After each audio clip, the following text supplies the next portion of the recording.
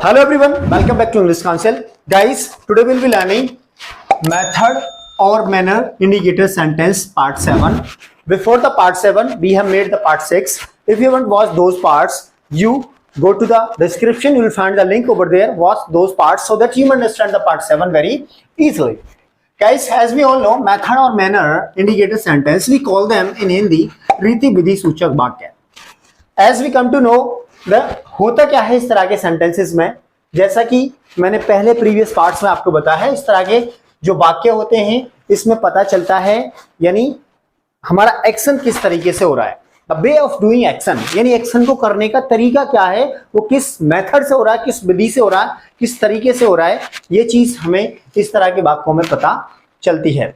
Guys, जैसा कि हमने पहले पार्ट्स में आपको ऑलरेडी बता दिया, इस तरह के जो पार्ट 7 है इसमें आपको क्या मिलेगा देखने को, हिंदी में देखने को मिलेगा जैसा या वैसा एक पार्ट में. यानी जो पार्ट रहेगा, पहला पार्ट क्या रहेगा, क्यों, क्योंकि इस तरह के वाक्यों में दो पार्ट रहते हैं, पार्ट 1 और पार्ट 2. जो पहले पार्ट में आपको मिलेगा वैसा या वैसा ही.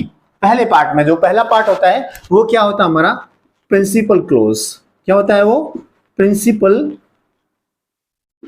क्लोज. प्रिंसिपल क्लोज होता है. प्रिंसिपल क्लोज का मतलब क्या होता है, इंडिपेंडेंट क्लोज आप उसे बोलते हैं, जो किसी के ऊपर डिपेंड नहीं रहता है. सेंटेंस जैसे ही इज राहुल, वह राहुल है. आई स्पीक इंग्लिश, मैं इंग्लिश बोलता हूं, ये क्या है प्रिंसिपल क्लोज है, जिसको आप मेन क्लोज भी बोल सकते हैं. मेन क्लोज भी बोला जाता है प्रिंसिपल क्लोज को.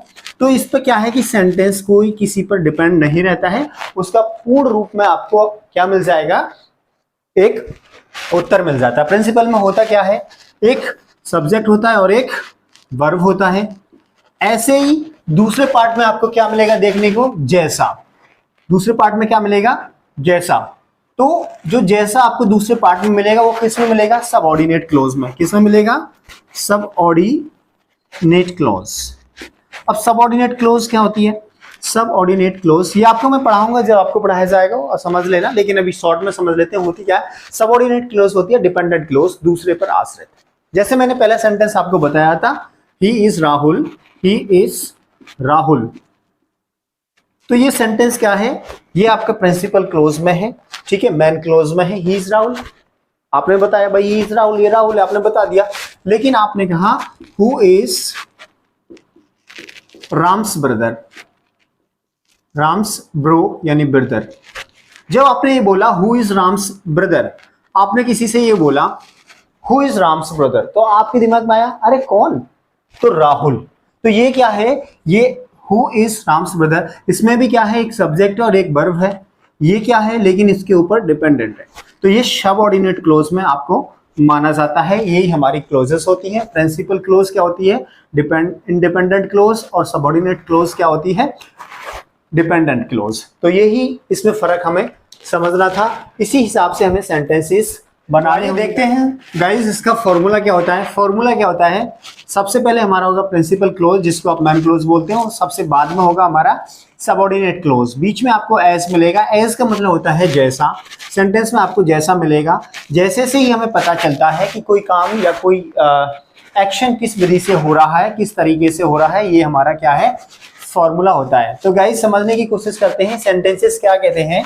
तो सेंटेंस देखते हैं. पहला सेंटेंस क्या कहता है, मैं वैसा ही करूंगा जैसा तुम कहते हो. देखिए आगे ना, वैसा ही, जैसे मैंने बताया था पहले पार्ट में क्या आएगा, वैसा या वैसा ही, तो मैं वैसा ही करूंगा. तो एक सेंटेंस तो हो गया, मैं वैसा ही करूंगा जैसा तुम कहते हो. तो जो पहला सेंटेंस है वो क्या सेंटेंस है, हमारा प्रिंसिपल क्लोज है. और दूसरा कौन सा है, जो एज वाला है, वो क्या है, सबऑर्डिनेट क्लोज. इसी से वाक्य को हमें बनाना होगा. तो सबसे पहले प्रिंसिपल क्लोज को हम बनाएंगे, मैं वैसा ही करूंगा. और एक गाइस बात ध्यान रखने वाली बात है, जैसा कि तो इंग्लिश आप एज लगा देते हैं, जैसा कि इंग्लिश एज लगा देते हैं, वैसा या वैसा ही की इंग्लिश इसमें आपको सेंटेंस में देखने को नहीं मिलेगी. मैं वैसा ही करूंगा, I will do, I will do, मैं वैसा ही करूंगा, मैं वैसा ही करूंगा. कैसा, जैसा आप कहते हो या तुम कहते हो. एज यू टेल, यानी जैसा तुम बताते हो मैं वैसा ही करूंगा. I will do as you tell, मैं वैसा ही करूंगा जैसा तुम बताते हो. अगला सेंटेंस है, वैसा ही करो जैसा तुम्हें पसंद हो. वैसा ही करो जैसा तुम्हें पसंद हो, तो वैसा ही करो। डू एज यू लाइक, वैसा ही करो जैसा तुम्हें पसंद हो, जैसा तुम पसंद करते हो यानी वैसा ही करो। या एज यू प्लीज भी आप बोल सकते हैं, एज यू प्लीज, जैसा तुम्हें अच्छा लगता हो वैसा करो, एज यू प्लीज। अगला सेंटेंस है वह वैसा ही करेगी, वह वैसा ही करेगी जैसा मैं आदेश दूंगा, जैसा मैं आदेश दूंगा तो वैसा ही करेगी, तो शी विल डू, वह वैसा ही करेगी कैसा, जैसा मैं आदेश दूंगा, एज आई ऑर्डर। देखिए अब मैंने यहां पे लिखा ऐसा ही ऑर्डर, ठीक है, लेकिन सेंटेंस क्या कह रहा है, दूंगा। तो गाइस ये बात हमें ध्यान रखनी है, जब भी हमारे वाक्य में एज रहेगा तो एज के बाद हम सेंटेंस को किस में बनाएंगे, प्रेजेंट इंडेफिनिट टेंस में बनाएंगे, ना कि आप फ्यूचर में बनाएंगे। यानी पहला पार्ट तो आपने फ्यूचर में बना दिया, लेकिन दूसरा पार्ट एज के बाद जब आप कंडीशन सेंटेंस आपने पढ़े होंगे तो उसमें आपको क्या है कि उसमें ये बताया जाता है कि जो कुछ हमारे कनेक्टर्स हैं जैसे ये एज वगैरह हैं, इसके बाद हमें क्या बनाना है, उसके बाद हमें जो टेंस है वो किस में बनाना है, प्रेजेंट इंडेफिनिट में टेंस को बनाना होता है। अगला सेंटेंस है वैसा ही करो जैसा तुम्हारे माँ बाप कहते हैं, वैसा ही करो, तो डू, वैसा ही करो जैसा तुम्हारे माँ बाप कहते हैं, डू एज योर पेरेंट्स, मतलब माँ बाप से कहते हैं या टेल बताते हैं, आप ऐसे बोलेंगे डू एज योर पेरेंट्स से या टेल, जैसा कि आपके माँ बाप बताते हैं या कहते हैं वैसा ही करो। अगला सेंटेंस है वैसा ही चला करो, वैसा ही चला करो, कोई मटक के चलता है कोई कैसे चलता है, तो आप आदेश दे रहे हैं कि वैसा ही चला करो जैसा तुम्हें समझाता हूं। कौन, मैं समझाता हूं, ये ध्यान रखना, वैसा ही चला करो जैसा तुम्हें समझाता हूं, ठीक है। वॉक, चलना क्या होता है, walk, S I make you understand,